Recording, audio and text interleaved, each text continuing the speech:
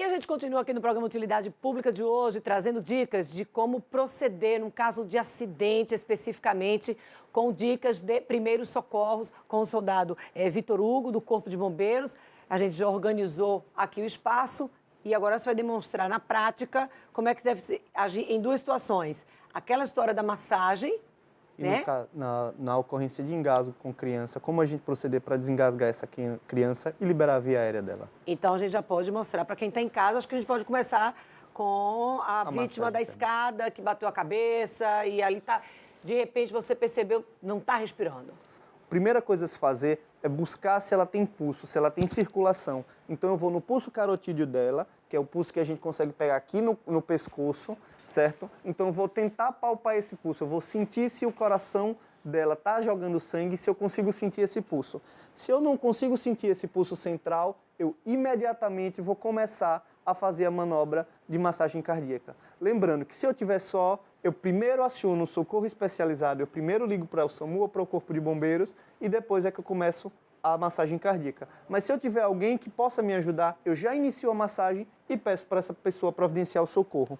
Venho aqui, a vítima não tem pulso, eu vou buscar a linha média entre os mamilos dessa pessoa, vou posicionar a minha mão de maior força, no meu caso eu sou canhoto, boto a minha mão canhota, boto a minha outra mão por cima, joelhos abertos na altura, na largura dos ombros, braços estendidos e eu vou utilizar, gente, o peso do meu corpo para fazer essa compressão, para empurrar o externo dessa vítima contra o coração durante 30 repetições. Dessa forma, 1, 2, 3, 4, 5, 6, 7, 8, 9, 10, 11, 12, 13, 14, 15, 16, 17, 18, 19, 20, 21, 22, 23, 24, 25, 26, 27, 28, 29, 30. Terminadas essas 30 compressões, eu vou fazer a respiração nesse paciente. Eu vou estender um pouco o pescoço dele, sem mobilizar muito, vou tapar o nariz, abrir a boca, encher o meu pulmão e soprar 2 vezes.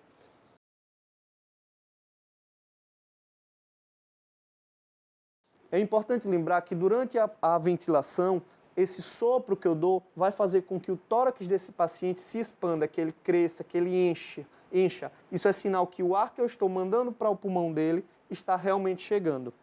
Nas compressões, depois que eu faço essas 30 compressões e faço as 2 ventilações, eu venho e retorno novamente para as 30 compressões durante 5 ciclos. Quando eu termino o 5º ciclo, eu reavalio para ver se o pulso dessa vítima voltou. Se de repente no primeiro ciclo já for visível que o paciente, a pessoa que levou a queda ali, já está respirando, a pessoa que está inconsciente. É um pouco improvável que isso aconteça, mas geralmente o que o protocolo diz é que essa reavaliação ela é feita ao final do 5º ciclo, sempre. Então eu faço uns 5 ciclos de 30 compressões para 2 ventilações. Lembrando que esse ritmo das compressões é de pelo menos 100 compressões por minuto, o que vai dar uma compressão a menos de 1 segundo. Então não é um ritmo lento, é um ritmo um pouco acelerado.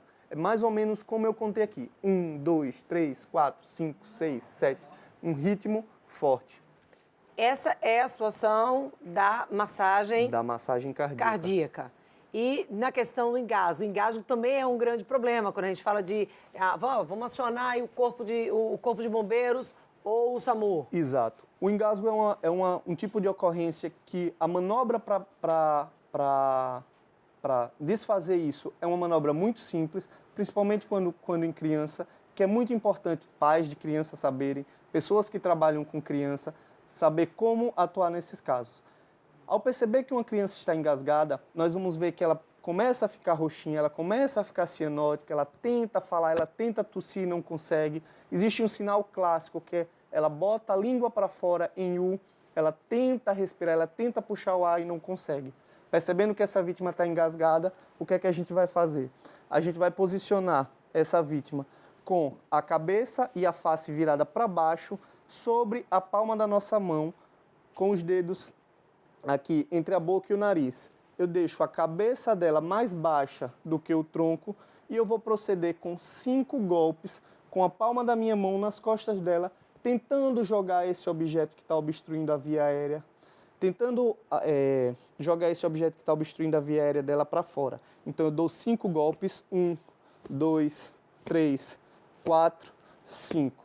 E eu viro ela para mim para que eu possa reavaliar. Veja que eu não preciso perder tempo virando ela e botando no mesmo braço. De um braço, eu já coloco no outro. E eu vejo se esse objeto está na boca dela, ao alcance da minha mão para eu tirar, ou se ele foi jogado para fora e a criança, por exemplo, começou a chorar, o que é sinal que a via aérea foi liberada. Se não foi, com os meus 2 dedos, eu vou aqui no centro do peito dela e faço também 5 compressões.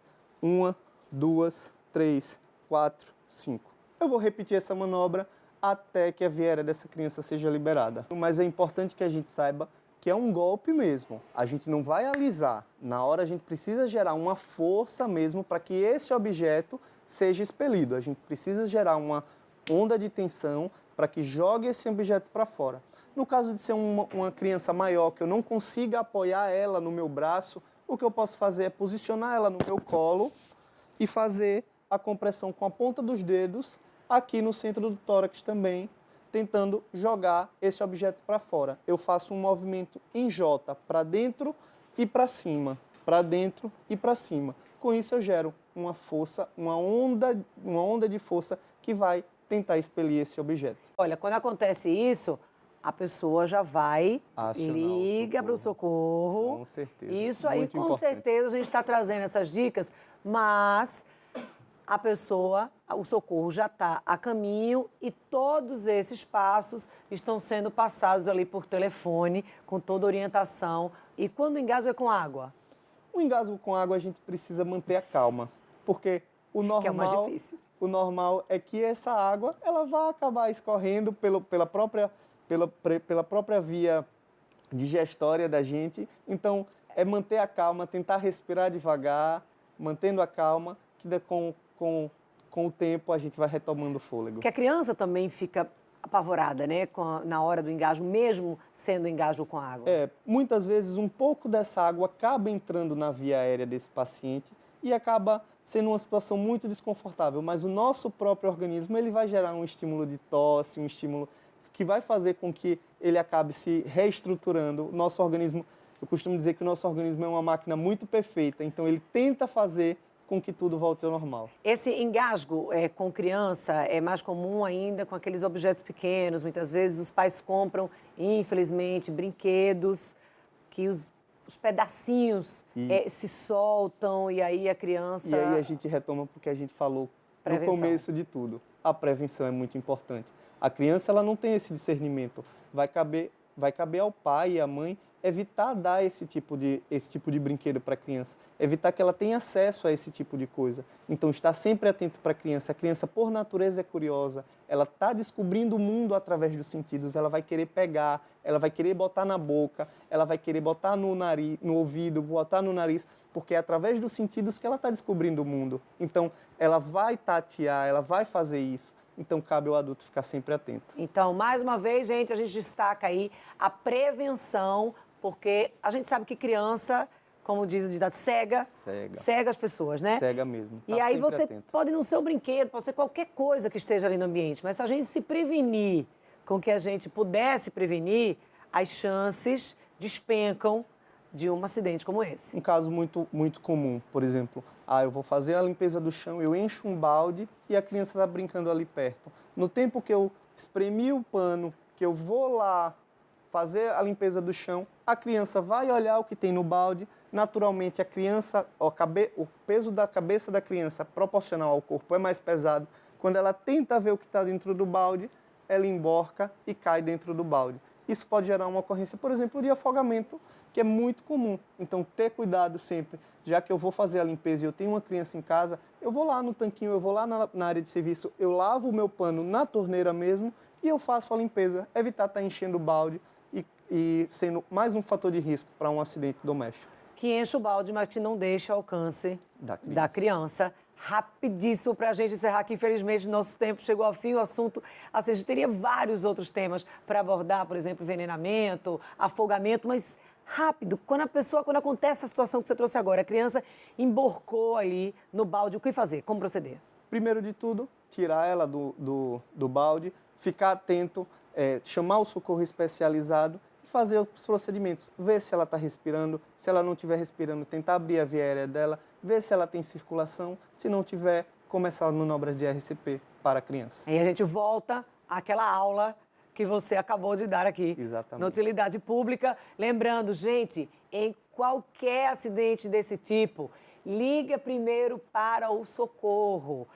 Passa as informações, eu sei que é difícil, ainda mais quando envolve criança, fica mais difícil manter a calma, mas é imprescindível passar as informações que estão sendo solicitadas pelo serviço, seja o Corpo de Bombeiros, seja o SAMU. Exatamente.